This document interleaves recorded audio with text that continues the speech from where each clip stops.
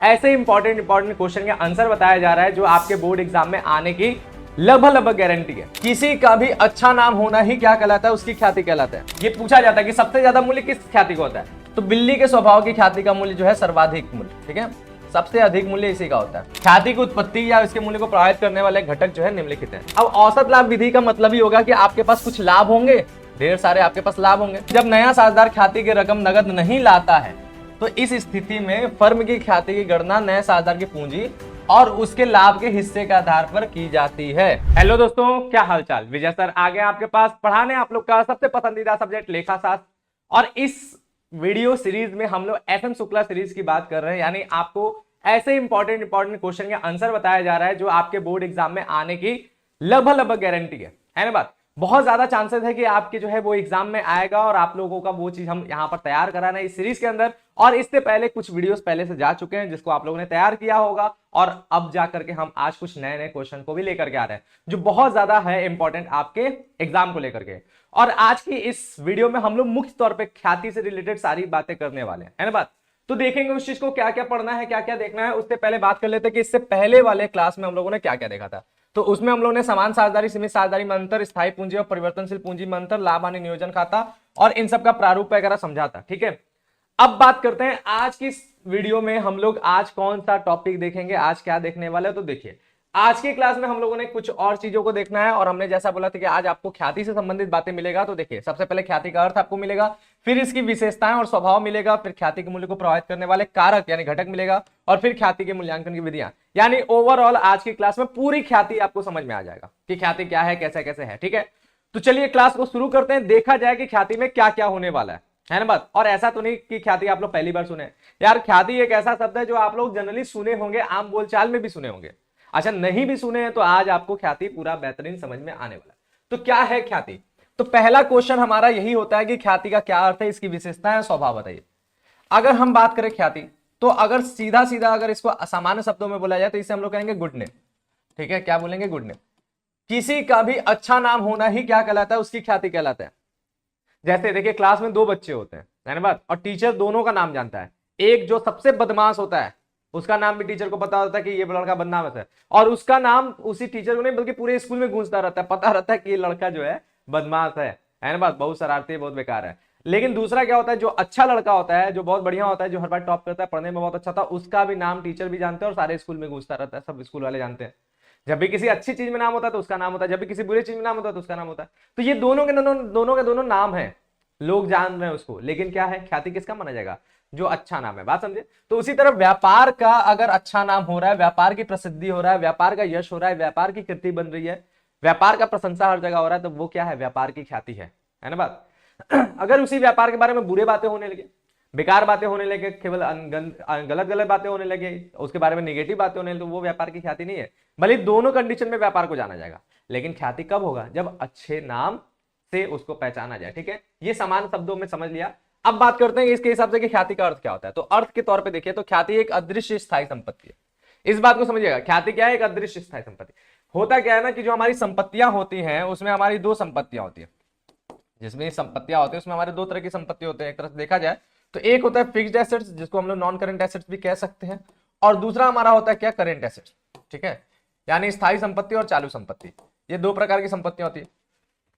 तो ख्याति कौन सी संपत्ति, ख्याति हमारा जो है ना, ख्याति हमारा इस चालू मतलब स्थायी संपत्ति के अंतर्गत आता है, ठीक है। और स्थायी संपत्तियां भी दो तरीके की होती हैं। स्थायी संपत्तियां दो तरीके की होती हैं, एक होता है टेंजिबल यानी मूर्तमान, जिसे देखा व छुआ जा सकता है, और दूसरा होता है इनटेंजिबल यानी अमूर्तमान, जिसे देखा व छुआ नहीं जा सकता। अब आप खुद बताइए इसमें से ख्याति कौन सी संपत्ति होगी। क्या ख्याति को देखा छुआ जा सकता है, नाम प्रशंसा यश कीर्ति ये दिखता है क्या, नहीं ना। तो ख्याति कौन सी संपत्ति है, ख्याति जो है हमारा इनटेंजिबल एसेट्स है। बात क्लियर है, ख्याति हमारा कौन सा एसेट है, इनटेंजिबल एसेट। तो ख्याति हमारा एक अदृश्य अमूर्तमान स्थायी संपत्ति है, यही पहला पॉइंट यहां पर बोला है। ख्याति एक अदृश्य स्थायी संपत्ति है। ख्याति का सृजन एक प्रक्रिया के रूप में होता है। ख्याति का सृजन यानी ख्याति का निर्माण, ख्याति का जन्म एक प्रक्रिया के जरिए होता है। प्रक्रिया क्या, आप जितना अच्छा बिजनेस लेकर के चलेंगे, जैसे जैसे बिजनेस चलाते जाएंगे वैसे वैसे ख्याति का निर्माण होता जाएगा। आप बिजनेस बंद कीजिए, ख्याति आपका जो है वहीं पे समाप्त हो जाएगा। लेकिन आप बिजनेस चलाते रहिए तो उस प्रक्रिया के जरिए ख्याति का निर्माण होता जाएगा, ख्याति बनता जाएगा। तो इसलिए इसका निर्माण प्रक्रिया से होता है, जिसका मूल्य तो होता है पर इसे देखा व छुआ नहीं जा सकता है। ठीक है, छुआ, इसका मूल्य तो होता है लेकिन इसे देखा व छुआ नहीं जा सकता। ये बात जानिए, ख्याति का अपना मूल्य होता है, तभी ना एक बहुत बढ़िया नामी बिजनेस उसे जो है अपना जब बेचना रहता है तो उसे उसकी संपत्ति से ज्यादा मूल्य मिलता है कि नहीं? बात क्लियर है बात? तो यहां पर यही चीज है कि ख्याति का अपना जो है मूल्य है। जैसे एग्जांपल के तौर पे मान लीजिए हम यहां पर हैं, ठीक है, और साथ में विराट कोहली है ना बात। अगर हमको और विराट कोहली को दोनों को एडवर्टाइजमेंट करने के लिए कोई बात मिले, है ना बात, अपने आप को उनसे कंपेयर कर रहे हैं तो ये मत सोचिएगा कहां से कंपेयर कर रहे हैं, लेकिन आप समझिएगा कि हम और विराट कोहली दोनों लोग हैं क्योंकि एज हम लोग का लगभग सेम है। अब बताइए कि अब क्या है कि अगर हमारा और उनका एक साथ जो है कोई ऐड करने की बात मिले तो किसे ज्यादा पैसा मिलेगा ऐड करने का, विराट कोहली की? हमें तो कोई भी बताएगा विराट कोहली को, क्यों? ख्याति ज्यादा है ना, मेरा ख्याति क्या है, बहुत ही कम है, नगण्य है मान लीजिए। तो यही चीज है, तो यहां पर ख्याति क्या होता है, ख्याति का अपना मूल्य होता है। अब उस ऐड तो ऐड होता है, प्रचार तो हम भी कर देंगे, प्रचार तो वो भी कर देंगे, लेकिन अंतर क्या है, अंतर यही है ख्याति का कि सामने वाला व्यक्ति जो ऐड कर रहा है उसे ऐड करने वाला व्यक्ति की भी अपनी क्या गुडविल है, इसलिए उसे ज्यादा मिला, संपत्ति से ज्यादा पैसा मिल रहा है। ठीक है, तो यहां पर यही बात है कि ख्याति का मूल्य तो होता है लेकिन देखा व छुआ नहीं जा सकता, है ना बात, ये बात होगी। फिर अगला क्या है, यह एक आकर्षण शक्ति है जिसके माध्यम से ग्राहक आकर्षित होता है। यह एक आकर्षण शक्ति है, यानी ये क्या करता है, लोगों को खींचता है और ग्राहक उसे आकर्षित होता है। ठीक है, अब जैसे एग्जांपल के तौर पे आपके पास खूब अच्छा खासा पैसा है, पैसे की कोई कमी नहीं है, तो आप जब भी कोई भी वस्तु लेंगे तो क्या करेंगे, ब्रांडेड लेंगे ना, एकदम चौक ब्रांडेड लेंगे, वो भी टॉप लेवल का ब्रांड लेंगे, नॉर्मल नहीं लेंगे। तो ब्रांड की तरफ क्यों जा रहे हैं, क्योंकि ब्रांड की अपनी ख्याति है, वरना ब्रांड की तरफ आपको जाने की आवश्यकता नहीं पड़ता। अगर उतनी ही क्वालिटी की, उसी किस्म की, हर तरह की अच्छी से अच्छी वस्तु अगर आपको लोकल मिल जाए और आपके पास पैसा है तो भी आप लोकल और ब्रांड में से आप ब्रांड को चुनेंगे क्योंकि उसका नाम, उसकी ख्याति ज्यादा है, आप उसके लिए ज्यादा पैसा देने के लिए तैयार है। ठीक है, जबकि उसकी क्वालिटी से अच्छी भी क्वालिटी अगर आपको कोई दूसरा देगा, उससे कम कीमत में देगा, तब भी आप नहीं लेंगे। क्यों नहीं लेंगे? क्योंकि दूसरा जो है वो लोकल है, उसकी ख्याति कम है, सामने वाले की ख्याति क्या है, तो ख्याति क्या करता है, ग्राहक को आकर्षित करता है अपने तरफ आओ। ठीक बात। फिर अगला क्या है, फलस्वरूप व्यापारिक संस्थान अतिरिक्त लाभ कमाने में सफल होता है, और इसी की वजह से व्यापारिक संस्थाएं क्या करता है, अतिरिक्त लाभ कमाता है, अतिरिक्त। ठीक है, टाइपिंग मिस्टेक यहां पर थोड़ा सा है। तो इसके फलस्वरूप ही क्या होता है, एक जो व्यावसायिक संस्था है वो अतिरिक्त लाभ कमाता है, यानी उसमें उसे ज्यादा लाभ मिलता है, जितना लाभ उसे मिलना चाहिए उससे ज्यादा उसको लाभ मिल जाता है, इसी के फलस्वरूप। ठीक है, तो यही क्या है, यही आपका जो है ख्याति की बात हो रहा है। तो ख्याति एक तरह से क्या है, ख्याति जो है ग्राहकों को आकर्षण करने वाली शक्ति है, ख्याति जो है अतिरिक्त लाभ कमाने की क्षमता है। ये बात समझ। अच्छा, अतिरिक्त लाभ कैसा, अतिरिक्त लाभ इसलिए कि चीजें अगर सिमिलर भी हो, जैसा कि हमने वही बोला कि दो ब्रांड की चीजें हैं, एक लोकल है एकदम और एक जो है ओरिजिनल है, दोनों की क्वालिटी वालिटी हर चीज सेम हो, सब चीज डिट्टो हो, एकदम डिट्टो हो, सारी चीज एकदम कार्बन कॉपी हो, लेकिन फिर भी किसके लाभ ज्यादा होगा, तो ब्रांड का लाभ ज्यादा होगा। क्यों? क्योंकि ब्रांड के पास ख्याति है, सामने वाला जो लोकल वाला है उसके पास उतनी ख्याति नहीं है। समझे बात? तो इसीलिए ख्याति क्या करता है, अतिरिक्त लाभ कमाने की क्षमता भी देता है। फिर उसके बाद क्या है, इसका मूल्य कैसे निर्धारित होता है, इसका मूल्य जो है व्यापार की संस्थान की प्रसिद्धि, कितना ज्यादा व्यापार प्रसिद्ध हो, ठीक है, उसकी प्रतिष्ठा, उसका ईमानदारी, उसका सच्चाई, उसकी आर्थिक स्थिति, ठीक है, और सुदृढ़ संपर्कों पर निर्भर होता है, और उसका संपर्क कितना अच्छा है उससे निर्भर करता है। इन सबके परिणाम स्वरूप लाभ कमाने की अतिरिक्त क्षमता ख्याति कहलाती है। व्यापार के अस्तित्व पर ख्याति का अस्तित्व निर्भर करता है। ठीक है, इन सबसे आपको यही समझ में आ रहा है कि यार ख्याति जो है वो क्या, व्यापार की अतिरिक्त लाभ कमाने की क्षमता है, साथ ही साथ ख्याति जो है उसका अस्तित्व किस पे, व्यापार के अस्तित्व पर टिकता है। अगर व्यापार है तो ख्याति भी है, व्यापार नहीं तो ख्याति भी नहीं होगा। ठीक बात। अब बात करते हैं कि आखिर में परिभाषाएं किसका किसका है। तो देखिए परिभाषाएं बहुत से मिल सकते हैं, लेकिन हम यहाँ पे दो नाम लिए हैं, एक लॉर्ड लिंडल ने दिए हैं और एक लॉर्ड एंडल लिए हैं। इन दोनों का परिभाषा बहुत बढ़िया है और एक एक लाइन का परिभाषा आराम से आप याद कर लेंगे। पहला बता रहा है कि ख्याति एक लाभ है जो व्यवसाय के संबंध एवं प्रसिद्धि से उत्पन्न होता है। आपका व्यापार जितना ज्यादा उसका संबंध होगा, जितना ज्यादा उसकी प्रसिद्धि होगा, और उसके वजह से जो आप लाभ कमा रहे हैं वही क्या है, वही ख्याति है। ठीक है, समझ में आ ही रहा है कि वही ख्याति होता ही है। और लॉर्ड एंडल ने क्या बताया कि ख्याति जो है संभावना से ज्यादा कुछ नहीं है कि पुराने ग्राहक पुराने स्थान पर आते रहेंगे। ख्याति जो है ना, ये भी समझेगा, ख्याति होने से ही क्या होता है कि पुराने ग्राहक पुराने स्थान पर आते रहेंगे। अगर जैसे कि अगर हम लोग कोचिंग संस्थाओं की बात करें तो हम लोग किसी स्टूडेंट को पढ़ाते हैं।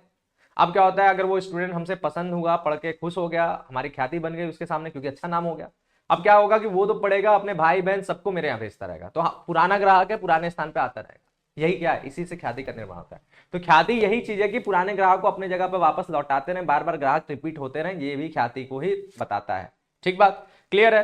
तो ये हो गया, हम लोग ख्याति के बारे में पूरी बातें जान गए। लेकिन अगर ख्याति को और अच्छे तरीके जानना है तो उसके विशेषताओं को भी देखना पड़ेगा। तो अगला बात हम लोग करते हैं ख्याति की विशेषताएं। अगर ख्याति की विशेषताएं देखा जाए तो सामान्यतः ख्याति की निम्नलिखित विशेषताएं परिलक्षित होती हैं। जैसे सबसे पहला, ख्याति अमूर्त स्थायी संपत्ति, समझ में आ ही रहा है, ऐसा संपत्ति है स्थायी संपत्ति का जिसे देखा वो छुआ नहीं जा सकता। ठीक है। दूसरा क्या बोला, ख्याति को देखा या छुआ नहीं जा सकता पर यह महसूस किया जा सकता है, पहले पॉइंट से मिलता जुलता है। तीसरा है व्यापारिक संस्थान की प्रसिद्धि पर ख्याति का मूल्य निर्भर करता है, समझ में आ ही जा रहा है। चौथा क्या है, ख्याति निर्माण बहुतेरे तत्वों के मिश्रण से होता है। ये क्या मतलब है, निर्माण बहुतेरे तत्वों के मिश्रण से? मतलब ख्याति जो है ना एक चीज से नहीं निर्मित होता है, उसमें बहुत सी चीजें काम करती हैं। ख्याति के निर्माण में उसके पीछे काफी चीजें काम करती है। तो इन बहुत से चीजों के तत्वों के मिश्रण से ख्याति का जो है जन्म होता है, और उसके बारे में हम लोग अगले स्लाइड में पढ़ेंगे। जब ख्याति का मूल्य को प्रभावित करने वाले घटक पढ़ेंगे ना, तो जो ख्याति के मूल्य को प्रभावित करने वाले घटक होंगे वही उसके निर्माण के भी घटक हैं। ठीक है, तो वो बात हो गया। फिर इसके बाद क्या है, इसे व्यापार से पृथक नहीं किया जा सकता, ये व्यापार से कभी भी अलग नहीं हो सकता। यानी व्यापार के साथ ही ये जुड़ा है, उसी के साथ इसका जन्म होता है, उसी के साथ अंत होगा, उसी के साथ हमेशा जुड़ा रहेगा, उससे अलग इसको नहीं कर सकते। और फिर क्या बोला है कि इसका जन्म व्यापार के साथ होता है और इसका व्यापार बंद होने पर ही इसका समाप्त भी हो जाता है, यही बात हमने बताया आपको। और फिर क्या बोला है कि सुदृढ़ ख्याति ग्राहकों को आकर्षित करती है, उन्हें स्थायी बनाती है और व्यापारिक संपर्कों में वृद्धि करती है। आपका सुदृढ़ यानी मजबूत ख्याति, जितना अच्छा ख्याति होगा उतना ये सारी चीजें होना है। ठीक है, बात क्लियर है। नेक्स्ट क्या बोलता है, नेक्स्ट बोलता है कि वस्तुतः ख्याति अवास्तविक संपत्ति नहीं है, क्योंकि अन्य किसी भी संपत्ति की तरह इसे खरीदी या बेची जा सकती है। देखिए, अवास्तविक संपत्ति ये नहीं है, क्योंकि अवास्तविक संपत्ति क्या होता है, अवास्तविक संपत्ति जो है जनरली या तो लाभ होता है, सॉरी, या तो हानि होता है या तो व्यय होता है, और हानि और व्यय को हम लोग खरीदा और बेचा नहीं जा सकता। अवास्तविक संपत्ति यानी नाम मात्र की संपत्ति, जिसे केवल संपत्ति बना तो दिया गया, क्योंकि उसमें क्या है, उसे जो है हम लोग क्योंकि लेखांकन किस तरह से करते हैं, डबल एंट्री सिस्टम, दोहरा लेखा प्रणाली। इसी वजह से उनका शेष डेबिट होने की वजह से उन्हें संपत्ति पक्ष में लिख दिया जाता है ताकि बैलेंस शीट बराबर हो जाए। अवास्तविक संपत्ति ऐसी संपत्ति हो जिसमें जनरली क्या होता है, हानि और व्यय को शामिल किया जाता है, और उसे बेचा नहीं जा सकता, उससे कुछ पैसा वसूल नहीं हो सकता। लेकिन ख्याति क्या है, ख्याति एक ऐसी संपत्ति है जिससे पैसा वसूल किया जा सकता है, उसे खरीदा भी जाता है, उसे बेचा भी जाता है अन्य संपत्तियों की तरह, इसलिए ख्याति अवास्तविक संपत्ति नहीं है। ये पॉइंट याद रखिएगा, एमसीक्यू में बहुत बार पूछा जाता है। फिर अगला क्या है, ख्याति व्यापार की स्थिति, स्वामी की प्रसिद्धि, संस्था के कर्मचारियों की दक्षता, वस्तु की लोकप्रियता और संस्था की प्रसिद्धि पर निर्भर करती है। इन सभी चीजों से ख्याति जो है निर्भर करता है। ये सारी की सारी चीजें, आपका कर्मचारी कैसा है, आपका वस्तु कैसा है, आपका संस्था कितना प्रसिद्ध है, आपका मालिक कितना प्रसिद्ध है, इन सब चीजों से ख्याति पे जो है प्रभाव पड़ता है। ठीक है, और फिर हमारा क्या है, यह बिक्री योग्य संपत्ति है, समझ में आ ही रहा है, ख्याति को जो है खरीदा और बेचा दोनों जा सकता है। ठीक है, तो इस सब के सब ख्याति की विशेषताएं होंगे, है ना बात। अब बात करते हैं ख्याति के स्वभाव, ये बहुत जरूरी है, ख्याति की प्रकृति या स्वभाव। ठीक है, तो व्यापार की लाभोर्जन क्षमता के आधार पर जो है ख्याति का मूल्य निर्भर करता है, और ख्याति का स्वभाव मूल्य अधिक लाभ पर तीव्र और तथा कम लाभ रहने पर मंद होता है। जो ख्याति का स्वभाव होता है, उसका स्वभाव के हिसाब से उसका जो मूल्य होता है, अधिक लाभ पे जाना और कम लाभ पे कम। जाहिर सी बात है, जितना ज्यादा आप लाभ कमाएंगे उतना ख्याति का मूल्य बढ़ेगा, जितना लाभ कम करेंगे उतना ख्याति का मूल्य कम होगा, ये बता रहा है। और ख्याति को जो ना, ख्याति को अमूर्त संपत्ति की तरफ व्यापार में महसूस किया जाता है, पर यह संपत्ति जो है अदृश्य होती है, इसे अन्य स्थायी संपत्तियों की तरह अलग से पहचाना नहीं जा सकता। बात तो क्लियर है, ये सब सारी बातें तो हम लोग पहले भी जान चुके हैं। अन्य संपत्तियां पृथक रूप से खरीदी और बेची जा सकती है, पर ख्याति का बिल्कुल पृथक अस्तित्व नहीं रहने से इसका पृथक क्रय विक्रय नहीं होता है। वस्तुतः ख्याति अवास्तविक संपत्ति नहीं है, क्योंकि यह अन्य संपत्ति के साथ खरीदी या बेची जाती है। ठीक है, क्लियर है, समझ में आ गया। तो व्यापार से अलग करके इसको जो है नहीं बेचा जा सकता है, खरीदा जा सकता है, बाकी संपत्तियों की तरफ, व्यापक संपत्तियों के साथ ही ये खरीदा बेचा जाता है। कहने का सेंस है कि जब व्यापार बंद होता है तो जनरली इसका खरीदना बेचने का काम होता है। ठीक है, लेकिन कभी कभी फ्रेंचाइजी के रूप में भी हम लोग ख्याति को बेचते हैं। ठीक है, तो ये बात हो गया। तो ये सारी की सारी चीजें, लेकिन ख्याति की प्रकृति या स्वभाव की बात की ना, तो ख्याति की प्रकृति या स्वभाव कुछ जानवरों के आधार पर चलते हैं। कुछ जानवर अपना जिस तरह से व्यवहार करते हैं उसी तरह ख्याति का भी अपना व्यवहार है, और इसी तरह ख्याति के जो है स्वभाव बनाए गए। ठीक है, तो स्वभाव के आधार पर ख्याति जो है निम्नलिखित वर्णों में वर्णित किया गया है। तो यहां से मेन आपको स्वभाव को समझना है। इससे पहले ये जो है कहानी के तौर पे था, इसमें जितनी बातें वो पहले भी समझाया जा चुका है। तो यहां से आपको मुख्य रूप से स्वभाव देखना पड़ेगा, और हम आपको स्वभाव के हिसाब से ख्याति को बता दें तो ख्याति 4 स्वभाव का था। पहला बिल्ली के नेचर का होता है, ठीक है, दूसरा कुत्ते के नेचर का होता है, तीसरा चूहे के नेचर का होता है, और चौथा जो है ना खरगोश के नेचर का होता है। ठीक है, तो हमारी जो ख्याति है वो टोटल 4 स्वभाव उसका है। ठीक है, उसका टोटल जो है 4 स्वभाव है। बात क्लियर है। अब चारों स्वभाव को अब हम लोग देखें तो सबसे पहला है बिल्ली के स्वभाव की ख्याति। बिल्ली का स्वभाव देखेंगे आप लोग, थोड़ा सा उसको एनालाइज करेंगे तो आपको समझ में आएगा कि बिल्ली किस तरह की होती है। तो बिल्ली क्या करती है ना कि जिस जगह पे वो जाती है उस जगह पे बार बार जाती है, चाहे उसे दूध मिले या ना मिले, चाहे उसे चूहे खाने को मिले या ना मिले, ठीक है। लेकिन जिस घर में वो चली गई है, जिस घर में वो जाती है, उस जगह पे वो बार बार जाती रहती है, बार बार जाती रहती है। आप उसे जितना भी मारे, उसे जितना भी भगाएं, वो बार बार घूम घूम के आपके पास आएगी आएगी। क्यों? क्योंकि बिल्ली का जो स्वभाव होता है वो क्या होता है, बिल्ली पसंद करती है किसको? बिल्ली पसंद करती है स्थान को। बिल्ली को यह मतलब नहीं है कि उस स्थान पे संसाधन है कि नहीं है। बिल्ली को यह मतलब नहीं कि स्थान पे संसाधन है कि नहीं। जैसे उसे ना चूहे से मतलब है, ना दूध से मतलब, किसी चीज से मतलब नहीं, वो जाएगी तो जाएगी, उसे एक बार घूम के आना ही आना है, ठीक है। बिल्ली को मालिक से भी मतलब नहीं कि उस स्थान पे कौन रह रहा है। आप अभी रह रहे हैं उस घर में, आप उस घर को बेच के किसी और को चले जाए, कोई और वहां पे रहने लगे, तब भी बिल्ली उस जगह पे आएगी ही आएगी, क्योंकि बिल्ली को स्थान पसंद होता है। एक जगह पे बिल्ली चली गई, वो वहां पे बार बार जाएगी। अगर किसी ने बिल्ली पाला होगा कभी, तो वो भी देखेगा कि बिल्ली जहां पे सोती है उस जगह पे ही वो सोना पसंद करेगी बार बार, जब तक कि आप जो है दूसरे जगह पे उसे लत ना लगाएं, जबरदस्ती का खींच करके उसे दूसरी जगह पे ना सुलाएं और उसे लत ना लगा दें, ठीक है। तब तक वो क्या करेगा, उस जिस जगह पे सोती है वहीं पे सोएगी। यहां तक कि उसका हर चीज फिक्स है कि वो जहां पे एक बार कोई चीज कर दी वहीं पे वो करेगी, है ना बात। तो ये बात यहां पर है, बिल्ली इस तरह से स्थान को बहुत ज्यादा पसंद करती है, उसे स्थान जो है बहुत ज्यादा अट्रैक्ट करता है, ठीक बात क्लियर है।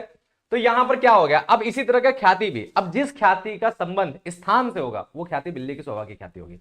अब इसके बारे में क्या लिखा है देखिए, समानतः बिल्ली का स्वभाव सीमित स्थान या विशिष्ट घर तक सीमित रहता है। ऐसे स्थान या घर के स्वामी उसका लगाव कम रहता है, ठीक है। ऐसे स्थान के स्वामी से उसका लगाव कम रहता है। स्वामी के बदल जाने पर भी बिल्ली अपना स्थान नहीं छोड़ती। ये सारी बातें हमने आपको समझाया। ठीक इसी ढंग से यदि ख्याति व्यापार में इस प्रकार की है कि वह कभी समाप्त नहीं होती, नहीं हो, चाहे कितने भी व्यापार के स्वामी बदलते रहें, तो इसे बिल्ली के स्वभाव की ख्याति कहते हैं। जनरली एक ऐसा स्थान है जहां पर अपना मालिक बार बार बदलता रहता है, चेंज होता रहता है, लेकिन ख्याति बनी रहे, तो उस प्रकार की ख्याति को हम लोग बिल्ली के स्वभाव की ख्याति कहते हैं। जैसे एग्जांपल के तौर पे बनारस में हमारी जो है बनारसी साड़ी बहुत फेमस होता है। अब बनारसी साड़ी बनाया किसने ये मतलब नहीं है, बनारस से बन के आया बनारसी साड़ी, इससे मतलब है। तो मालिक कोई भी बनाए, लेकिन उस ख्याति, उस साड़ी की ख्याति बनी रहेगी, बरकरार रहेगी, है ना बात। उसी तरह आप लोग के लोकेलिटी में भी एक जगह होगा जहां पर क्या होता है कि जहां पर एक चीज फिक्स है कि यहीं पर वो चीज मिलता है। जैसे इलेक्ट्रॉनिक मार्केट है, कपड़ों का मार्केट है, ऐसा करके मार्केट है। तो वहां पर आप जाते हैं अगर कपड़े लेने के लिए, मान लीजिए कपड़े का मार्केट है, आप वहां पे जाते हैं कपड़े लेने के लिए, तो आप दुकानदार चुन के नहीं जाते कि हम उसी दुकानदार से खरीदेंगे, नहीं, आप मार्केट चुन के जाते हैं कि हम उस मार्केट से जाके खरीदेंगे। उस मार्केट में कोई भी जो है, कोई भी दुकानदार हो जिसके साथ आपका सौदा हो जाए, जो आपके लायक कपड़ा दे दे, है ना बात, आप वहां से ले लेते हैं। तो उस जगह की ख्याति क्या है, उस जगह की ख्याति बिल्ली की ख्याति है। क्यों? क्योंकि वहां पे मालिक बदलते रहते हैं। हो सकता है कि दुकानदार भी बदल जाए, कभी कोई आ जाए कभी कोई आ जाए, बदलते रहेंगे, लेकिन आपका जो है वो जगह की ख्याति वही रहेगी। वहां पे अनेकों दुकानदार आए, अनेकों दुकानदार जाए, सब चीज हो जाए, ठीक है, लेकिन जगह की ख्याति अपनी बनी रहेगी। तो इसी प्रकार की ख्याति को हम लोग जो है बिल्ली के स्वभाव की ख्याति करते हैं। और स्वामी के बदलने पर भी व्यापार पर किसी भी प्रकार का प्रभाव नहीं पड़ने के कारण ऐसी ख्याति का मूल्य सर्वाधिक होता है। यह भी याद रखिएगा, ये पूछा जाता है कि सबसे ज्यादा मूल्य किस ख्याति को होता है, तो बिल्ली के स्वभाव की ख्याति का मूल्य जो है सर्वाधिक मूल्य, ठीक है, सबसे अधिक मूल्य इसी का होता है। बात क्लियर है, यहां पे समझ में आ गया। और उदाहरण के लिए यहां पे बताया अलीगढ़ में तालों का निर्माण। अलीगढ़ का ताला बहुत फेमस होता है, ऐसा ताला जिसे जल्दी कोई तोड़ ना पाए, जिसे जल्दी जो है कोई खोल ना पाए, तो अलीगढ़ के ताले का अलग ही डिमांड होता है। जैसे हमने बनारसी साड़ी बोला, उसी तरह आपके भी एरिया का कोई एक फेमस चीज होगा जिसके लिए आपका जगह जाना जाता होगा, उस जगह की ख्याति उसके लिए होगा, ठीक है। हमारे यहाँ बनारस में तो यार बहुत कुछ है, बनारसी साड़ी है, बनारसी पान है, लंगड़ा आम है, ऐसा करके काफी चीजें हैं, ठीक है। लंगड़ा आम, उसका एक पैर टूटा नहीं है, आम का वैसे भी पैर नहीं होता, उसका नाम लंगड़ा आम है। ऐसा करके काफी चीजें हमारे बनारस में जो बहुत ज्यादा फेमस है, उसका बहुत जो है डिमांड है ना बात, उसकी वजह से इसकी ख्याति है। तो ये चीज है।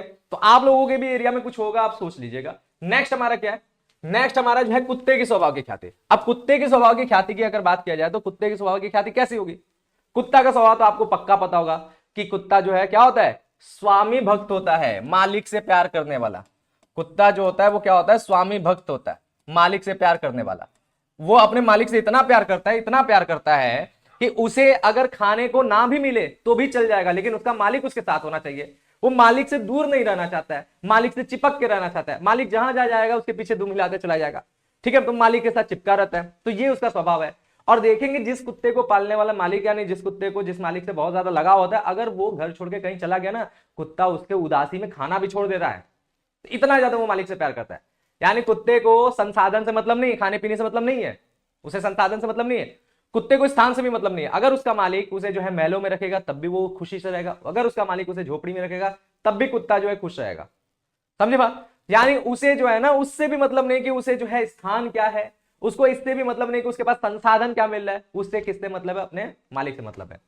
तो जिस प्रकार की ख्याति का संबंध उसके मालिक से हो जाता है वो ख्याति क्या होता है, वो ख्याति कुत्ते के स्वभाव की ख्याति होती है। ठीक है, तो कुत्ते अपने स्वामी के प्रति स्वाभाविक होते हैं और वह अपने स्वामी के पीछे पीछे लगा रहता है। ठीक है, ठीक इसी ढंग से यदि ख्याति का निश्चित व्यक्ति या व्यापार के स्वामी के साथ जुड़ाव होता है या जुड़ाव रहता है और स्वामी के बदलने पर ख्याति का प्रतिकूल प्रभाव पड़ता है तो इसे कुत्ते के स्वभाव की ख्याति कहते हैं।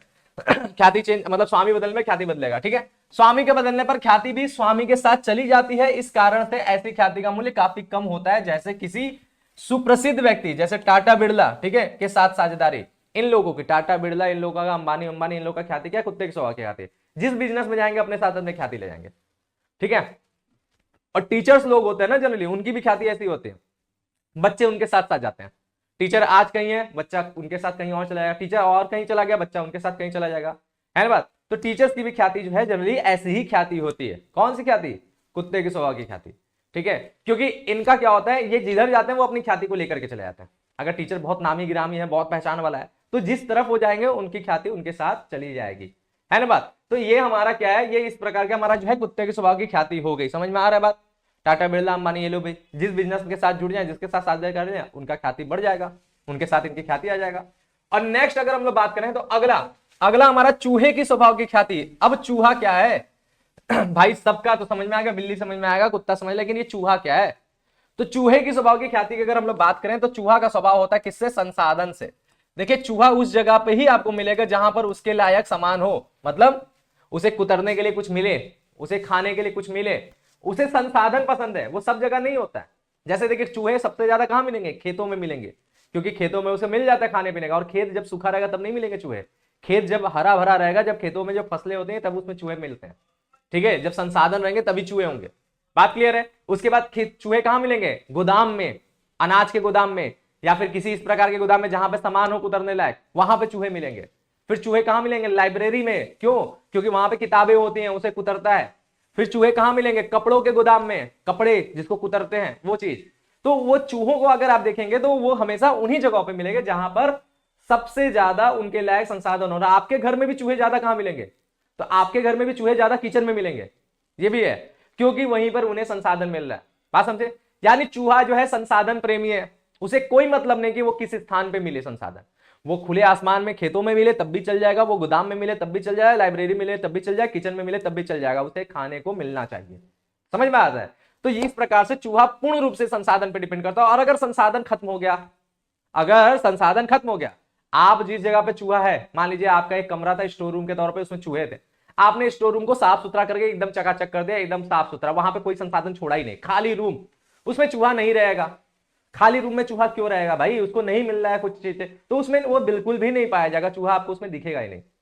अब बंद कर दीजिए खाली कमरे को, एकदम खाली एकदम छोड़ दीजिए, उसमें कुछ भी ना हो, एकदम चिकना, एकदम साफ सुथरा, टाइल्स लगा एकदम मस्त करके साफ सुथरा करके आप उसको ताला बंद कर दीजिए। आप कभी भी आइए, उसमें आपको चूहा नहीं मिलेगा, कभी भी नहीं मिलेगा।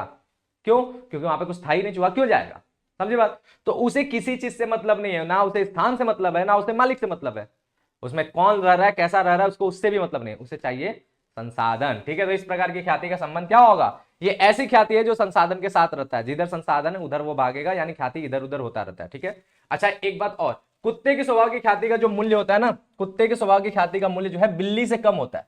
ठीक है, लेकिन चूहे की ख्याति से ज्यादा होता है, समझे बात, यानी ये बीचों बीच का बात है।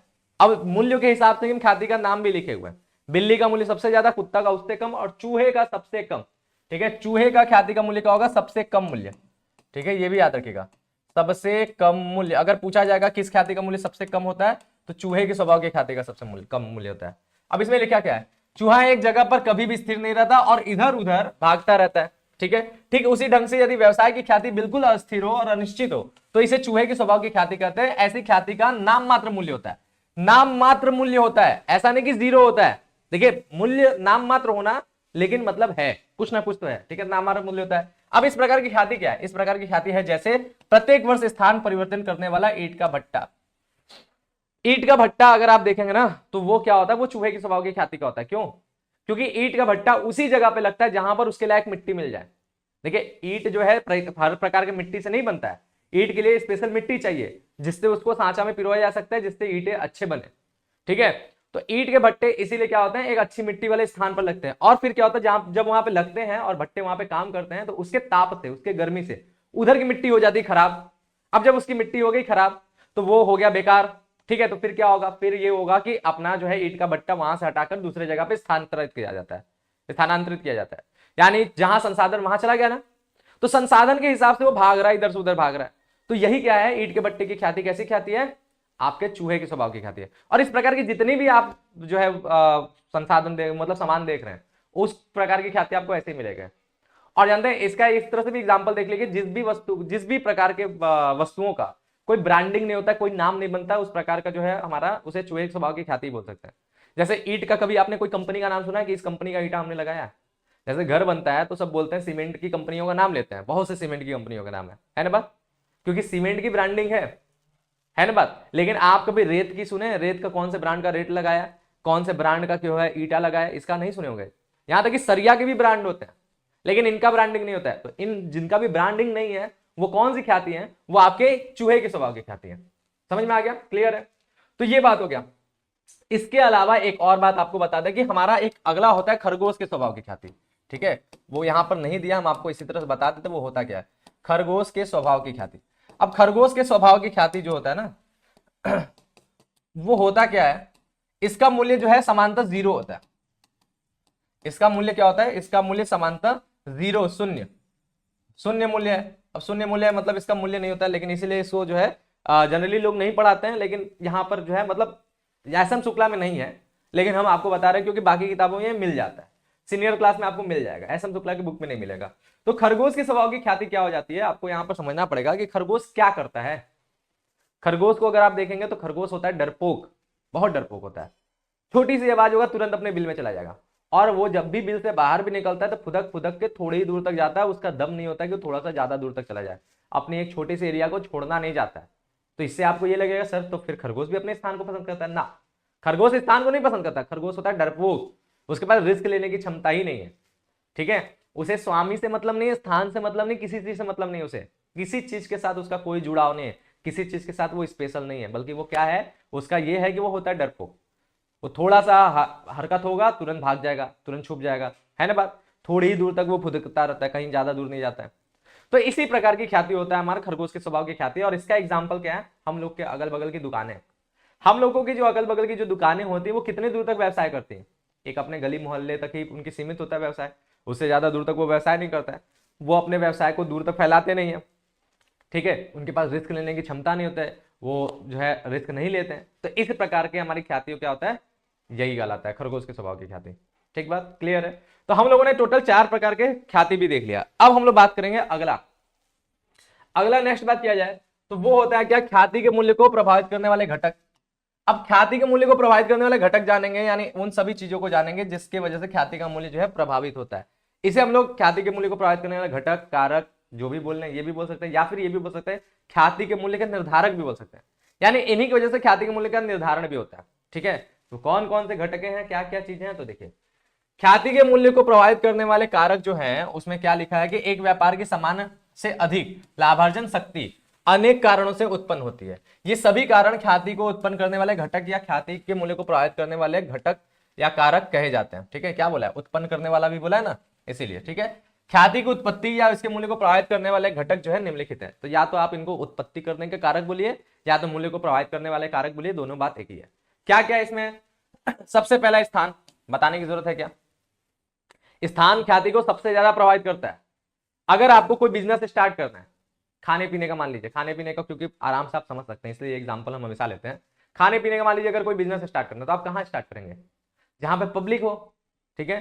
जैसे किसी ऐसे जगह पे जो फेमस जगह हो, जैसे आप देखिए सबसे बढ़िया तो स्टेशन के पास खोल लीजिए, वहां पे ग्राहक आएंगे स्टेशन के पास आराम से, है ना बात। चाहे बस स्टेशन, बस स्टॉप हो, चाहे रेलवे स्टेशन हो, कहीं भी वहां पे आपका चलेगा।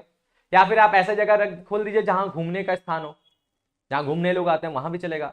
या फिर आप ऐसे जगह खोलिए जो भीड़ भड़ाका वाला हो, जहां मार्केट वार्केट हो तगड़ा, जहां पे ग्राहक बहुत आते हो, वहां पे चलेगा, इन सब जगह पे चलेगा। या फिर आप ऐसे जगह पे खोलेंगे जहां पर निर्जन बस्ती है, कोई रहता ही नहीं है, कोई जाता ही नहीं है ना बात। थार के मरुस्थल में बीचों बीच आपने 5 स्टार एसी लगा के एकदम जबरदस्त आपने जो है होटल खोल दिया, चलेगा क्या? वहां पे कोई जाता है, निर्जन जगह, वहां पे ना घूमने का चीज है ना कुछ है, को जाएगा कोई? हाँ, कोई नहीं जाएगा। तो यहां पर यही आपको समझना है कि स्थान का मतलब होता है जिस जैसा स्थान रहेगा वैसी ख्याति होगा। बढ़िया स्थान पे खुलेंगे तो बढ़िया चलेगा, बेकार स्थान पर खुलेंगे बेकार चलेगा। अब स्टेशनरी का दुकान खोलना तो कहां खोलेंगे, जहां पे पढ़ने वाले बच्चे हो, कोचिंग स्कूल जो फेमस होगा उसी के पास खोलेंगे तभी स्टेशनरी चलेगा ना। क्या आप स्टेशनरी जो है कहां पे खोल देंगे, कहीं भी खोल देंगे, ठीक है, ठेके के बगल में, ऐसा तो नहीं ना होगा। यहाँ पे दारू पीने वाले लोग हों, शराब पीने वाले लोग हैं, अब उनको पढ़ाई लिखाई से क्या मतलब है, उनके अगर दुकान के बगल में आप स्टेशनरी खोलेंगे तो वहां चलेगा। भाई पता चला कि बच्चे का किताब कॉपी खरीदने के लिए पैसा दिएगा और जाके वो पी लिएगा, है कि नहीं बात। तो इन सब चीजों से आपको समझना पड़ेगा कि हमेशा इंसान के हिसाब से जो है दुकान और ये सारी चीजें चलता है ना बात। आप खुद सोचे कि एक जो है ऐसा जगह है जो अनपढ़ लोग हैं, है ना बात। अब वहां पर मान लीजिए ऐसा जगह है जहां पे अभी पढ़ाई उस तरह से पहुंचा नहीं है किसी भी कमी की वजह से, अब वहां पे पढ़ाई नहीं पहुंचा है, अब उस जगह पे आप स्टेशनरी का दुकान खोलेंगे तो वहां पे क्या कोई स्टेशनरी का कोई प्रोडक्ट बिकेगा, पढ़ाई ही नहीं पहुंचा है जहां पे, स्टूडेंट ही नहीं है जहां पे, पढ़ने वाले लोग ही नहीं जहां पे, वहां पे कभी चल पाएगा नहीं। तो इसीलिए पहला तो भाई स्थान, स्थान सीधे सीधे प्रभाव डालता है ख्याति पे, समझ में आ रहा है बात, ठीक है। दूसरा क्या है, दूसरा है व्यवसाय की प्रकृति। व्यवसाय की प्रकृति से भी आपका जो है ना ख्याति प्रभावित होता है ना बात। व्यवसाय की प्रकृति से भी ख्याति प्रभावित होता है। कैसे प्रभावित होता है, क्योंकि व्यवसाय जो है ना, व्यवसाय का किस तरह से उस पर ख्याति पूरा प्रभाव पड़ता है। जैसे व्यापार क्या दीर्घकालीन है तो ख्याति रहेगा, व्यापार अल्पकालीन है ख्याति कम होगा। एग्जाम्पल के तौर पर ऐसे तो इसमें भी जो लिखा है वो भी बताएंगे, और भी बहुत तरह के व्यवसाय की प्रकृति होता है, आपको एक एग्जाम्पल से समझ लेना है। देखिए जैसे एग्जाम्पल हो गया, एक होता है सीजनल मार्केट, जानते हैं सीजनल मार्केट में क्या होता है कि आपका जैसे कि रक्षाबंधन आ रहा है तो देखिए राखी बिकना स्टार्ट हो जाएगा, है ना बात। आपका जो है वो मकर संक्रांति आता है तो जो पतंग वगैरह बिकते हैं वो बिकना स्टार्ट हो जाएगा, ठीक है। फिर उसके बाद जो है आपका दिवाली आएगा तो देखिए बम पटाखे बिकने लगेंगे, ठीक है। फिर आपका जो होली आएगा तो रंग वगैरह पिचकारी बिकने स्टार्ट हो जाएंगे। ये सब होते हैं सीजनल मार्केट। इनकी ख्याति होती है बहुत ही अल्पकालीन। जब भी इस प्रकार के अगर सीजन आते भी हैं, त्योहार वगैरह आते भी हैं, तो आप जो है कोई दुकान निश्चित करके जाते हैं कि हमें उन्हीं से लेना है, कभी नहीं। कई ढेर सारे स्टॉल खुल जाते हैं, नए नए बहुत से खुल जाते हैं, आप जाते हैं ले लेते हैं, इसीलिए उनकी ख्याति होती है अल्पकालीन। मान लीजिए कोई कभी कभी कोई ऐसा भी होता है कि जो अपनी पहचान बना लेता है कि हर बार हर सीजन की दुकान हम खोलते हैं, हमसे ही लेते हैं ग्राहक। कुछ लोग ऐसे बना लेते हैं ख्याति, लेकिन जनरली क्या होता है इनकी ख्याति बहुत ही सीमित होती है, नाम मात्र की होती है, क्योंकि ये अल्पकालीन दुकानें हैं, अल्पकालीन व्यवसाय है। लेकिन जो व्यवसाय लंबा चलने वाला दीर्घकालीन है, जो हमेशा खुल रहा है हमेशा चल रहा है, वहां पे क्या होता है लोग बार बार आते जाते रहते हैं, कस्टमर जो है रिपीटेड होते हैं, तो उनकी ख्याति ज्यादा होती है। तो अल्पकालीन की कम, दीर्घकालीन की ज्यादा, ठीक बात। अब इसमें क्या लिखा है तो देखिए, बोला कि अनिवार्य आवश्यकता से संबंधित व्यवसाय, एकाधिकारात्मक व्यवसाय और जोखिम रहित, ठीक है, जोखिम रहित वस्तुओं का व्यवसाय का आदि का जो है ख्याति सबसे अधिक रहता है, परिणाम स्वरूप ख्याति का मूल्य भी अधिक होता है। ठीक है, जैसे अनिवार्य वस्तुओं से संबंधित, जैसे दवा की दुकानें हैं अनिवार्य वस्तु है, ठीक है, राशन की दुकानें अनिवार्य वस्तु है, ये सब बिकना ही बिकना है, ठीक है। फिर एकाधिकारात्मक व्यवसाय, ऐसा है जिसके व्यवसाय पर अपना खुद का अधिकार हो, अकेला मालिक हो, उसकी भी ख्याति। फिर अगला क्या है हमारा, जोखिम रहित, जोखिम रिक्त वस्तुओं का व्यवसाय, ऐसा व्यवसाय जो जिसमें जोखिम ही ना हो, इन सभी प्रकार का, ठीक है। अच्छा, जोखिम युक्त और जोखिम रहित में आप ऐसा समझ सकते हैं कि देखिए जोखिम युक्त हो गया आपका सब्जी वगैरह, सब्जी जोखिम युक्त व्यवसाय, क्यों, सब्जी आपने लिया, बिका नहीं बिका, खराब हो गया, उसकी ख्याति नहीं बनती है। सब्जी में ब्रांडिंग जनरली नहीं होता है ना बात। ब्रांडिंग कोई ऐसा बोलता है कि हम इस कंपनी का आलू खाते हैं, ऐसा आपने कभी सुना है, नहीं ना सुना है। सब्जी की ब्रांडिंग नहीं होती, ख्याति नहीं बन सकता क्योंकि वो जोखिम युक्त है। लेकिन जो भी चीजें जोखिम युक्त नहीं है उनकी ख्याति है, जो लंबे समय तक चल जाती है उनकी ख्याति है, ठीक है। अब देखिए जैसे दाल वगैरह है, चावल वगैरह है, ये लोगों की अब आजकल ब्रांडिंग है ना, क्योंकि वो लंबे समय तक थोड़ा चलता है, सब्जी से थोड़ा लंबा ही चलता है कि बात ना, तो उनकी ब्रांडिंग है। लेकिन सब्जी की कभी ब्रांडिंग आपको नहीं मिलती है, क्यों, क्योंकि वो जोखिम युक्त है और उसमें थोड़ा कम जोखिम है। और उससे भी ठोस अगर ले आए, जितना आप ठोस वस्तु ले आएंगे, जितना आप टिकाऊ वस्तु ले आएंगे, जो लंबे समय तक चलेगा, उसकी ख्याति आपको ज्यादा ही मिलेगा, ठीक है। तो इस प्रकार से व्यवसाय की प्रकृति से भी डिपेंड करता है। फिर नेक्स्ट हमारा क्या है, फिर नेक्स्ट है हमारा व्यवसाय की जोखिम और अनिश्चितता। इससे भी समझ में आ रहा है ना, सीधी सी बात है, जोखिम ज्यादा ख्याति कम, ठीक है, जोखिम ज्यादा तो ख्याति कम, ठीक है। और अनिश्चितता, अनिश्चितता जोखिम को ही डिपेंड करता है, तो अनिश्चितता भी ज्यादा रहेगा तो ख्याति कम होगा, यही बात है। तो यही बता रहा है कि ख्याति और जोखिम के बीच विपरीत संबंध होता है। देख रहे हैं प्लस माइनस हमने लिखा है, जोखिम रिक्त जो है वस्तुओं या व्यवसाय का जो है वो क्या होता है, उसकी ख्याति अधिक रहने से इसका मूल्य भी अधिक होता है, और इसके विपरीत जोखिम रिक्त वस्तुओं के व्यवसाय के जोखिम, दोनों बार एक ही बात लिख दिया, जोखिम युक्त यहां पर होगा, जोखिम रिक्त नहीं, जोखिम युक्त। जोखिम युक्त जो है वस्तुओं के व्यवसाय से जो होता है क्या, ख्याति कम रहने से इसका मूल्य भी काफी कम हो जाता है, ठीक है। जैसे हमने बताया देखिए, सब्जी और सड़नशील वस्तुएं और यहाँ पर गृह सामान की वस्तुएं, बात समझ मतलब सीधी सी बात है यार, जोखिम ज्यादा रहेगा ख्याति क्या होगा, कम हो जाएगा। जोखिम कम होगा ख्याति ज्यादा होगा। जितना दीर्घकालीन चीज होगा ख्याति ज्यादा होगा, जितना अल्पकालीन चीज होगा ख्याति कम होगा। यही बात यहां पर भी है। फिर नेक्स्ट हमारा क्या बोल रहा है, एकाधिकारात्मक व्यवसाय। ये तो आपको ख्याति का ताकत है। जिस भी व्यापार का आप जितना ज्यादा एकाधिकारात्मक कर सकते हैं, जितना ज्यादा आप एकाधिकार जमा सकते हैं, उसकी ख्याति उतनी ही ज्यादा होगी। और जिस व्यापार की ख्याति आप कम होगा, किसकी ख्याति कम होगा, जिसका एकाधिकार कम होगा। अब देखिए एग्जांपल के तौर पे, आपने दूध में, दूध छोड़िए सबसे आसान, आपने नमक में, अक्सर आप लोग अगर नमक की बात करें कि इसके घर में कौन सा नमक यूज होता है, तो मैक्सिमम लोग बोलेंगे टाटा सॉल्ट। नमक का एक तरह से एकाधिकार है ना बात, नमक में ज्यादातर जगहों पे वही यूज होता है। तो इस तरह से एकाधिकार लगभग लगभग है। अगर पैकेट बंद दूध की बात करें तो जनरली लोग अमूल का ही यूज करते हैं। हम लोग के तो एरिया में ज्यादातर यही चलता है, आपके एरिया में हो सकता है कोई और चले, तो जनरली ये है। तो ये लगभग लगभग एकाधिकार है ना बात, ये लगभग लगभग एकाधिकार है। इसमें जो है कंपटीशन कम है, इनकी ख्याति इसीलिए बहुत ज्यादा है। दूसरे ब्रांड भी हैं, ऐसा नहीं कि नमक कोई और नहीं बेच रहा है, ऐसा नहीं कि दूध कोई और नहीं बेच रहा है, लेकिन इन दोनों की तुलना में इसका ज्यादा है। अब जैसे सिम की बात किया जाए, आप कौन से कंपनी का नेटवर्क यूज करते हैं, तो या तो एयरटेल या तो जियो, दो ही ऑप्शन है, या तो वी, ठीक है, वी भी ऑप्शन है, बीएसएनएल भी है मान लीजिए, ठीक है, ये चार ऑप्शन है। लेकिन जियो और एयरटेल क्या है, लगभग लगभग एकाधिकार जमा के रखे हैं। मैक्सिमम लोग इन्हीं दोनों का सिम यूज कर रहे हैं, ठीक है। वी और बीएसएनएल जो है थोड़े कम मार्केट में है। तो जितना ज्यादा एकाधिकार होगा उतना ज्यादा क्या होगा, उतनी ज्यादा ख्याति होगा। और इन्हीं दोनों की ख्याति भी ज्यादा है, वी और बीएसएनएल से जियो और एयरटेल की ख्याति बहुत ज्यादा है। तो अगर आपको अपनी ख्याति बढ़ाना है तो आपको क्या करना पड़ेगा, एकाधिकार ज्यादा से ज्यादा करना पड़ेगा, ज्यादा ज्यादा आपको अपने बिजनेस को ही प्रभुत्व में लाना पड़ेगा।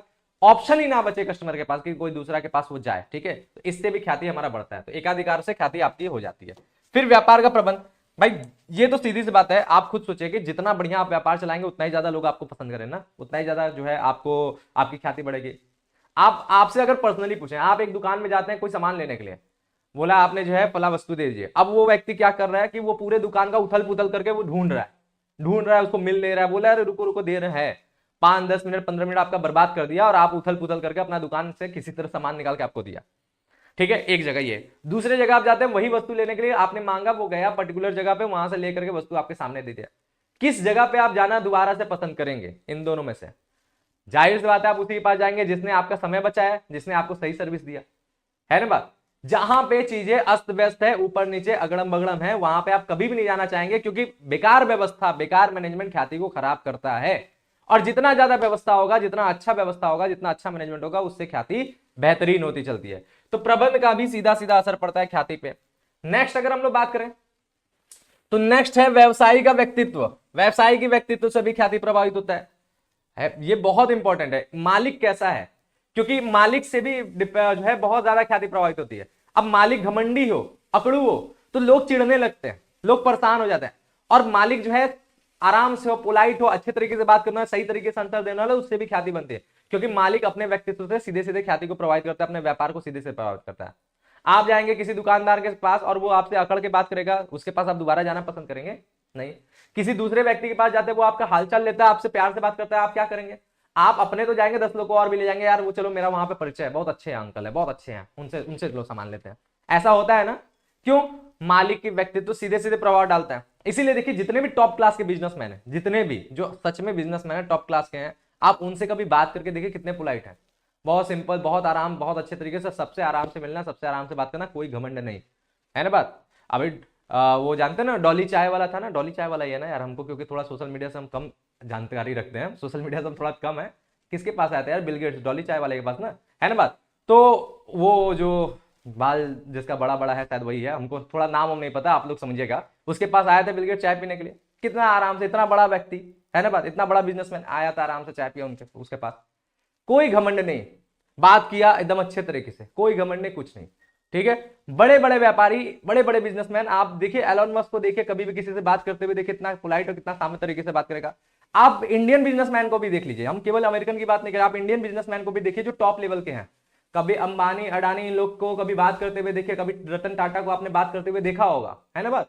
उन लोगों को बात करने की शैली ही आप देख लीजिए, कभी भी किसी से भी मिलते हैं, किसी से बात करते, कितना साम्य तरीके से बात करते हैं, कितना आराम से बात करते हैं। ये एक अच्छे व्यापारी का पहचान होता है, ठीक है। और हम ही लोग के जो है व्यापार की बात करें, आप अलग पांडे से अगर मिले होंगे, उनका कभी कोई इंटरव्यू देखे होगा, उनके बारे में आपने कभी उनसे बात करते हुए कुछ भी देखा होगा, तो उनको भी देख लीजिए, वो कितना आराम से बात करते हैं।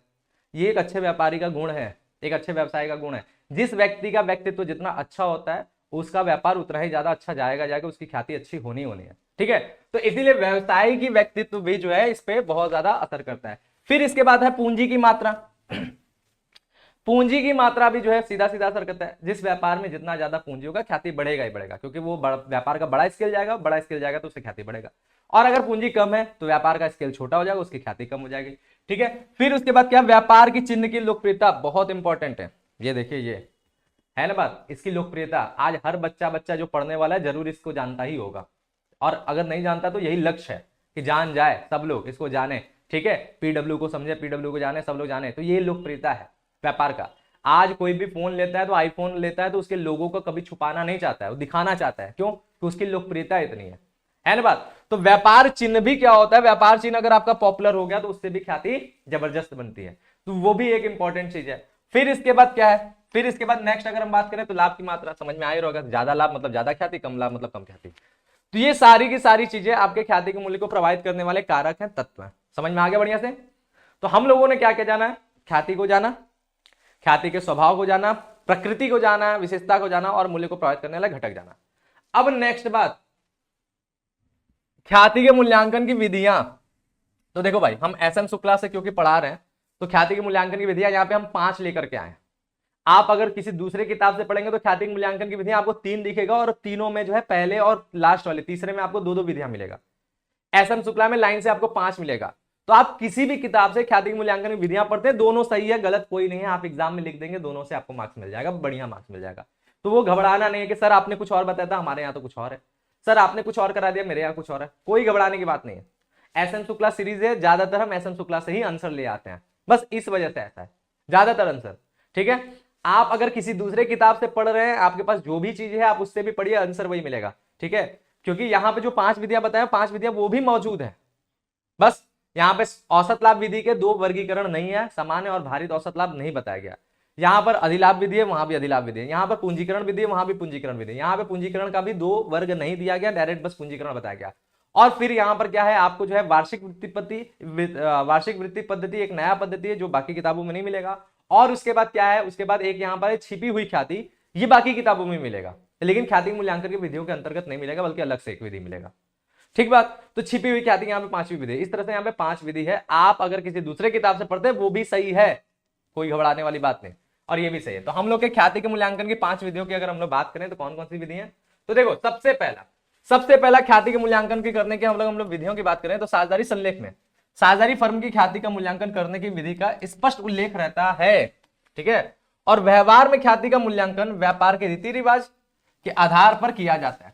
ख्याति का मूल्यांकन करने के लिए निम्नलिखित मुख्य विधियां, ख्याति का जब भी हम लोग मूल्यांकन करेंगे तो उसकी कुछ विधियां हैं। क्या क्या विधियां हैं, तो देखिए पहला विधि हमारा औसत लाभ विधि है। ठीक है, सबसे फर्स्ट विधि हमारा क्या है, औसत लाभ विधि। अब इस विधि में क्या है, नाम से ही समझिए औसत लाभ। अब आपको यहाँ पे हम न्यूमेरिकल्स नहीं बताएंगे, न्यूमेरिकल वाली चीजें आपको करना भी नहीं है, क्योंकि ये थ्योरेटिकल पार्ट में हम पढ़ रहे हैं। न्यूमेरिकल पार्ट में आपने इस क्वेश्चन को लगाया होगा, इस चैप्टर को पढ़ा होगा, तो आपको सिखाया गया होगा। ठीक है, अब हमारा होता क्या है, अब औसत लाभ विधि का मतलब ही होगा कि आपके पास कुछ लाभ होंगे, ढेर सारे आपके पास लाभ होंगे, तो आपको सबसे पहले लाभों का औसत निकालना पड़ेगा। और लाभों का औसत निकालने का तरीका क्या हो गया यार, किसी भी चीज का औसत अगर निकालना है तो योग बटे आंकड़ों की संख्या, यही उसका फॉर्मूला होता है, योग बटे आंकड़ों की संख्या। अब यहाँ पे लाभों का औसत निकालना है, यानी यहाँ पे कुल लाभ और बटे में वर्षों की संख्या, जितने वर्षों का डेटा है उससे डिवाइड करेंगे, औसत लाभ आ जाएगा। और फिर जब औसत लाभ आ गया तो उसे हम लोग को क्रय किए गए वर्षों की संख्या एक क्वेश्चन के अंदर दी रहती है, उससे गुणा करेंगे, हमारा ख्याति आ जाएगा। यही तरीका यहाँ पर। तो देखिए क्या बोला है कि इस विधि के अनुसार सर्वप्रथम प्रश्नानुसार पिछले कुछ वर्षों के लाभों का, ठीक है, लाभों का औसत निकाला जाता है। तत्पश्चात प्रश्न में उल्लिखित निश्चित संख्या, जैसे कि 2 वर्षों के क्रय के आधार पर या 3 वर्षों के क्रय के बराबर, ये क्वेश्चन के अंदर दिया रहेगा, उससे क्या करेंगे, गुणा कर दिया जाएगा। और प्राप्त अभिष्ट राशि ख्याति की रकम कहलाती है। व्यवहार में यह विधि सरल, लोकप्रिय और व्यवहारिक विधि है। ठीक है, तो यही है। और ज्यादातर टाइम आपके जब क्वेश्चन में भी, लॉन्ग क्वेश्चन में भी अगर ख्याति के मूल्यांकन का आता है तो यही विधि का क्वेश्चन उसमें दिया रहता है। ठीक है, ज्यादातर टाइम लॉन्ग क्वेश्चन में। हाँ, ऐसे शॉर्ट क्वेश्चन में केवल डायरेक्ट अगर ख्याति का मूल्यांकन पूछा गया है तो कोई भी विधि पूछ सकता है, लेकिन लॉन्ग क्वेश्चन का एक पार्ट होगा, उसमें अगर ख्याति का मूल्यांकन करना है तो ज्यादातर यही रहता है ना बात। तो ये बात हो गया। अब हम लोग क्या होगा, इसमें गुडविल का फॉर्मूला क्या होगा, डायरेक्ट गुडविल निकाला जाए तो इतना हिस्सा, ये हिस्सा हमारा औसत लाभ निकल रहा है। क्या, total profit into number upon number of years, total profit upon number of years, यानी कुल लाभ बटे में वर्षों की संख्या, ये आपका औसत लाभ निकल गया। अब औसत लाभ निकल गया, अब उससे क्या करेंगे, नंबर ऑफ ईयर्स परचेज से गुणा कर देंगे। जो भी आपके क्वेश्चन में दिया रहेगा उससे गुणा करेंगे, इन दोनों का गुणा करने पे आपको ख्याति मिल जाएगा। ये ख्याति का फॉर्मूला हो गया पहली विधि का। दूसरी विधि अगर हम लोग बात करें, दूसरी विधि को हम लोग अधिलाभ कहते हैं। अब यह अधिलाभ क्या होता है? तो देखिए लेखांकन में हमारा 3 प्रकार के लाभ मिल जाते हैं। पहला होता है हमारा सामान्य लाभ। सामान्य लाभ वह लाभ है जो आपकी पूंजी के आधार पर निकलता है। यानी क्या होता है ना कि पिछले कुछ वर्षों से जो अनुभवी लोग होते हैं, बिजनेस जो चलाते हैं, जो बिजनेस का विश्लेषण करते हैं, वो एक लाभ की गणना निकाले रहते हैं, लाभ का दर निकाले रहते हैं कि 10%, 15%, 20% लाभ का वो दर होता है। और वो किस दर, किसके आधार पर होता है? वो पूंजी के आधार पर होता है। तो जब पूंजी के आधार पर निश्चित लाभ की दर से जिस लाभ की गणना की जाती है उस लाभ को हम लोग कहते हैं सामान्य लाभ। वो लाभ पूंजी के आधारित लाभ है, ठीक है, पूंजी पर आधारित लाभ है। दूसरा हमारा लाभ होता है वास्तविक लाभ। वास्तविक लाभ वह लाभ होता है जो आपने वास्तव में कमाया, यानी बिजनेस चला करके, बिजनेस का मेहनत करके, आपने जो भी लेन देन करके, सारी चीजों कर करके आपने जो लाभ कमाया, वो लाभ क्या है? वो लाभ वास्तविक लाभ है। तो आपका 2 लाभ हो गया, एक हो गया सामान्य लाभ, एक हो गया वास्तविक लाभ। अब अधिलाभ, जिसके नाम से ही साफ समझा, अधिलाभ, सुपर प्रॉफिट, यानी ज्यादा लाभ की बात हो रहा है, ठीक है। तो इन्हीं दोनों लाभ का, वास्तविक लाभ और सामान्य लाभ, इन दोनों के बीच का जो अंतर होता है ना, यही अंतर आपका अधिलाभ कहलाता है। जब आपके क्वेश्चन का मतलब जब आपका ऐसा सिचुएशन होता है प्रश्न में, या फिर आपके रियलिटी में आप अगर क्वेश्चन लगा रहे हैं, सारी चीजें कर रहे हैं, उसमें आपका ऐसा सिचुएशन होगा कि आपका व्यापार जो है वास्तव में ज्यादा लाभ कमाया है और आपका जो है सामान्य लाभ वो कम है, तो इन दोनों के बीच का जो अंतर है ना, यही होगा क्या? अधिलाभ। आपने अधिक क्यों कमाया? खुद सोचिए। सामान्य लाभ की दर, अगर मान लीजिए सामान्य लाभ को 30,000 रुपए कमाना था, लेकिन आपने 42,000 रुपए कमा लिया, आपने 12,000 ज्यादा कमाया। क्यों ज्यादा कमाया? क्योंकि यही क्या है? यही ख्याति है। तो अधिलाभ किसके आधारित होता है? अधिलाभ ख्याति पर आधारित होता है। वास्तविक लाभ किस पे आधारित होता है? वास्तविक लाभ पूंजी और ख्याति दोनों मिलाकर के हम लोग कमाते हैं वास्तविक लाभ। और सामान्य लाभ किस पे आधारित होता है? सामान्य लाभ पूंजी पर आधारित होता है, ठीक है। ये आपको सारी चीजें आप जब न्यूमेरिकल पढ़ेंगे तो आपको समझ में आएगा, टीचर्स पढ़ाए होंगे, है ना बात। अभी फिलहाल हम लोग समझते हैं क्या, और जो बच्चे हमसे पढ़ रहे थे, बैच में पढ़ रहे हैं, उनको तो पता ही होगा, है ना बात। अब आपको यहां पर समझ लेना क्या बोलता है कि व्यापार का उद्देश्य लाभ कमाना है, ये बात सीधी सी बात है। और सामान्यतः व्यवसाय में लाभ की एक प्रचलित दर होती है जिसके द्वारा व्यवसाय का सामान्य लाभ ज्ञात होता है। क्या बोला गया? व्यापार की एक प्रचलित दर होती है। यही जो विश्लेषक लोग होते हैं, व्यापार को जो एनालाइज करते हैं, व्यापार के जो है डेटा को खंगालते हैं, उन लोगों के द्वारा एक दर निर्धारित किया जाता है जिसे हम लोग सामान्य लाभ की दर कहते हैं। और उसी दर के आधार पर जो लाभ कमाया जाता है, उसी लाभ को मतलब जो लाभ निकाला जाता है, उस लाभ को हम लोग सामान्य लाभ कहते हैं। और ये किस पे निकलता है? ये व्यवसाय की पूंजी पर निकलता है, यानी ये पूंजी पर आधारित लाभ है, ठीक है। कोई व्यवसाय सामान्य लाभ से जितना अधिक वास्तविक लाभ कमाता है, जिसे उसे अधिक लाभ कहते हैं। अधिलाभ क्या हो गया? सामान्य लाभ से जितना अधिक वास्तविक लाभ कमाता है, यानी वास्तव में आपने जो अपना काम करके, अपनी मेहनत करके, व्यापार को चला करके आपने जो लाभ कमाया वो वास्तविक लाभ है। और सामान्य लाभ से अगर वास्तविक लाभ ज्यादा है तो उसी अंतर को अधिलाभ कहते हैं। ये बात समझ में आ गया। इस प्रकार आगे क्या बोलता है कि इस अधिलाभ में प्रश्न में उल्लेखित निश्चित संख्या, अब जो अधिलाभ निकल गया उसमें जो है प्रश्न में जो भी निश्चित संख्या होगा वही, जैसे नंबर ऑफ ईयर्स परचेज, जैसे 2 वर्षों के क्रय के बराबर या 3 वर्षों के क्रय के बराबर, ऐसा करके दिया रहेगा, उन्हीं से गुणा कर दिया जाता है। तो गुणा करने पे ख्याति की राशि निकाली जाती है। जैसे पिछले प्रश्न में औसत लाभ से गुणा हो रहा था, इस प्रश्न में अधिलाभ से गुणा होगा और ख्याति निकल जाएगा, ठीक है। यदि प्रश्न में पिछले कुछ वर्षों का लाभ दिया हो तो इसका औसत वास्तविक लाभ निकालने के बाद अधिलाभ निकाला जाता है। अगर मान लीजिए कि आपका 1 साल का लाभ नहीं दिया, कई सालों का लाभ दिया है, वास्तविक लाभ कई ढेर सारे हैं, तो वहां पर आपको वास्तविक लाभ नहीं बल्कि औसत लाभ निकलेगा, और औसत लाभ ही आपका वास्तविक लाभ हो जाएगा, यानी उसे हम लोग कहेंगे औसत वास्तविक लाभ। अब औसत वास्तविक लाभ और सामान्य लाभ, इन दोनों के बीच में अंतर देखा जाएगा, और इन दोनों के बीच में अंतर की वजह से आपका जो भी मिलेगा उसे हम लोग अधिलाभ मानेंगे। यानी अभी वास्तविक लाभ और सामान्य लाभ के बीच में अंतर देखा जाता है, अब आपको अंतर किसमें देखना पड़ेगा? कई वर्षों के जो लाभ है उससे औसत लाभ निकालेंगे, उस औसत लाभ और सामान्य लाभ, इन दोनों के बीच में अंतर देखा जाएगा, इससे आएगा अधिलाभ, और फिर अधिलाभ का आप गुणा करेंगे तो ख्याति निकलेगा, ठीक है। तो यही बोला गया, वास्तविक लाभ से साझेदारों के पारिश्रमिक यानी वेतन को जो है घटाकर शुद्ध लाभ निकाला जाता है। ये बातें आपको बोल दिया। आप देखिए नॉर्मल प्रॉफिट कैसे निकलेगा? Capital invested into rate of profit generally earn, यानी जिसे हम लोग सामान्य प्रत्याय की दर बोलेंगे, रेट ऑफ नॉर्मल रिटर्न भी बोलते हैं, और फिर अपॉन जो है 100, ठीक है। फिर सुपर प्रॉफिट क्या होगा? सुपर प्रॉफिट बराबर होगा actual profit minus normal profit, और जब सुपर प्रॉफिट निकल गया तो फिर गुडविल आ जाएगा, super profit into number of years purchase, ठीक है। ये हमारा ख्याति निकालने का इसमें फॉर्मूला हो जाएगा। 3 स्टेप से ख्याति पहुंचेंगे, पहले समान लाभ निकलेगा, फिर सुपर प्रॉफिट निकलेगा, और फिर गुडविल निकल जाएगा, ठीक है बात। अगली विधि आता है इसी का छोटा रूप, इसी पे सुधार, वो होता है वार्षिक वृत्ति। वार्षिक वृत्ति पद्धति या वार्षिक वृद्धि यहाँ पे लिखा है, यहाँ पे वार्षिक वृत्ति पद्धति इसको पूरा बोलेंगे, annuity rate method, annuity method ये बोला जाता है। अब इसमें होता क्या, ये अधिलाभ के साथ ना एक निश्चित संख्या दिया रहता है, उस संख्या से साथ गुणा करके इसमें ख्याति निकाला जाता है। इसमें बहुत ज्यादा कुछ करना नहीं है, ठीक है। तो बोला क्या, यह अधिलाभ का संशोधित रूप है। इस विधि के अंतर्गत सर्वप्रथम अधिलाभ निकाल लिया जाता है, जैसे आपने पीछे निकाला। तत्पश्चात एक वर्ष से वार्षिकी मूल्य का गुणा, ये दिया रहेगा क्वेश्चन में, वार्षिकी मूल्य का गुणा करके ख्याति का मूल्य निकाला जाता है। और इसमें फॉर्मूला क्या हो जाता है, इसमें फॉर्मूला हो जाता है कि गुडविल बराबर हो जाता है आपका क्या, सुपर प्रॉफिट, ठीक है, यानी अधिलाभ मल्टीप्लाई बाई एन्युटी प्राइस। या एन्युटी प्राइस जो है आपका दिया रहेगा क्वेश्चन के अंदर, जो कुछ दशमलव में होता है उसके साथ गुणा करके आपका इस तरह से ख्याति निकल जाता है, ठीक है। तो इस विधि में इस तरह से निकलता है, क्लियर बात। और लास्ट हमारा हिडन गुडविल मेथड, छिपी हुई ख्याति, सॉरी अभी पूंजीकरण विधि भी है, तीसरा खत्म है। पूंजीकरण विधि, पूंजीकरण विधि में क्या होता है कि आप लाभ को पूंजीकृत कर देते हैं, उसके हिसाब से आप ख्याति निकालते हैं। कैसे होगा, तो देखिए पूंजीकरण विधि में होता है क्या, इस विधि के अंतर्गत साझेदारी फर्म के कुल मूल्य और शुद्ध संपत्ति का अंतर फर्म की ख्याति कहलाती है। अब देखिए ये जो है ना, ये हमारा औसत लाभ का पूंजीकरण विधि है। हमारे पूंजीकरण विधि दो तरीके का होता है, एक औसत लाभ का पूंजीकरण या अधिलाभ का पूंजीकरण। अधिलाभ के पूंजीकरण विधि में डायरेक्ट अधिलाभ का पूंजीकरण करते ही ख्याति प्राप्त हो जाता है। और औसत लाभ के पूंजीकरण विधि में आप जब औसत लाभ का पूंजीकरण करते हैं तो उससे आपको फर्म की कुल संपत्ति के बारे में ज्ञान होता है, ठीक है, या फिर बोल लीजिए फर्म का वास्तविक मूल्य बोल रहे हैं उसका ज्ञान होता है। और फर्म के वास्तविक मूल्य से आप क्या करते हैं, फिर संपत्ति के कुल मूल्य को, शुद्ध संपत्ति के मूल्य को जब घटाते हैं तो आपको ख्याति का मूल्य पता चलता है।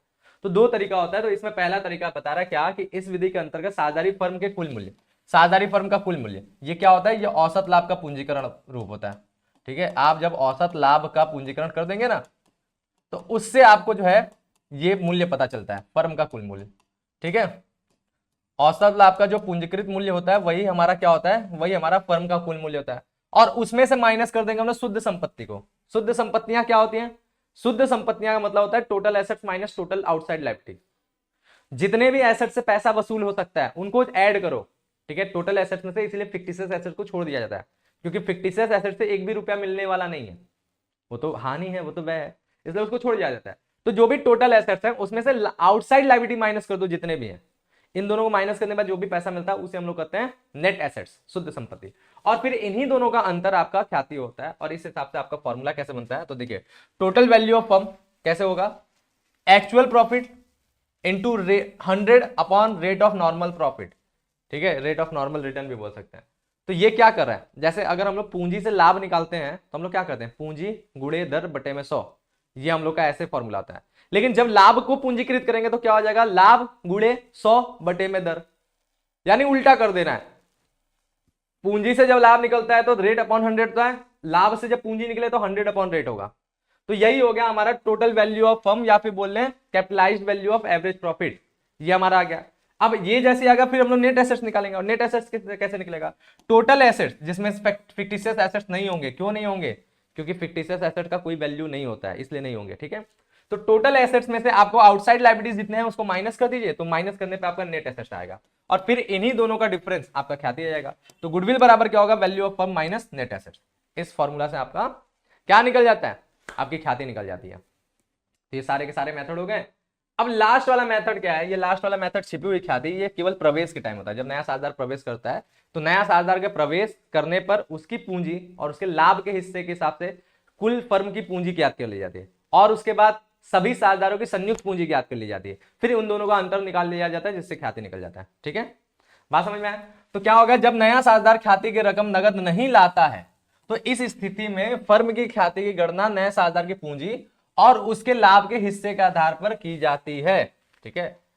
केवल यही नहीं है, बल्कि आपको बस इतना भी जानना है कि जब नया साझेदार का मतलब ख्याति से संबंधित कोई सूचना ही नहीं है, पता ही नहीं कि चलना कि कैसे ख्याति निकालना है, जैसे कुछ भी नहीं दिया, औसत लाभ से संबंधित बातें नहीं दिया, अधिलाभ से संबंधित बातें नहीं दिया, पूंजीकरण से संबंधित बातें नहीं दिया, एन्युटी रेट से संबंधित बातें नहीं दिया है, तो लेकिन फिर भी बोल रहा है कि ख्याति गणना करना है, ख्याति का लेखांकन करना है, तो फिर वहां पर ही छिपी हुई ख्याति मानी जाती है।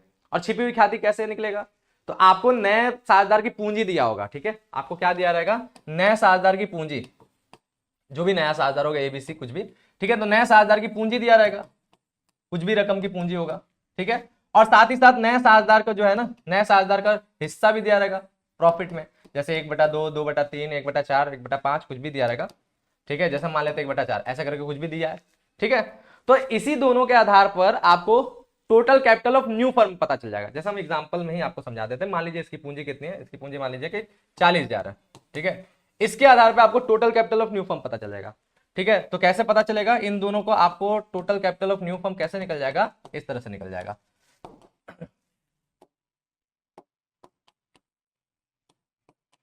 करना क्या होगा कि पूंजी को लाभ के हिस्से का उल्टा करके गुणा कर देंगे। 40,000 में आप 4/1 कर देंगे तो कितना आ जाएगा, 1,60,000। ये आपका जो है लाभ हो गया, सॉरी पूंजी हो गया, total capital of new firm. अब इससे ख्याति कैसे निकलेगा, तो इससे ख्याति इस तरह से निकल लीजिए। मान लीजिए कि 3 साझेदार हैं, यहाँ पर ए बी पहले से साझेदार थे, और ये न्यू पार्टनर कौन है, न्यू पार्टनर को मान लीजिए सी कह देते हैं। ठीक है, सी है। मान लीजिए ए जो है 40,000 ला रहा है, बी जो है 20,000 ला रहा है, मतलब इनकी पूंजी थी पहले से, ए का 40,000 पूंजी था, बी का 20,000 पूंजी था, और सी कितना पूंजी लाया, सी पूंजी जो है 40,000 लाया। तो अब इनका कंबाइंड कैपिटल भी निकाल लेंगे। फिर क्या करेंगे, कंबाइंड कैपिटल निकालेंगे। अब कंबाइंड कैपिटल कैसे निकलेगा, तो सबकी पूंजी ऐड कर दीजिए। तो 40 20 60, 60 और 40 100, यानी कंबाइंड कैपिटल कितना हो गया, 100, 1,00,000। अब इन दोनों का डिफरेंस यही ख्याति हो जाएगा।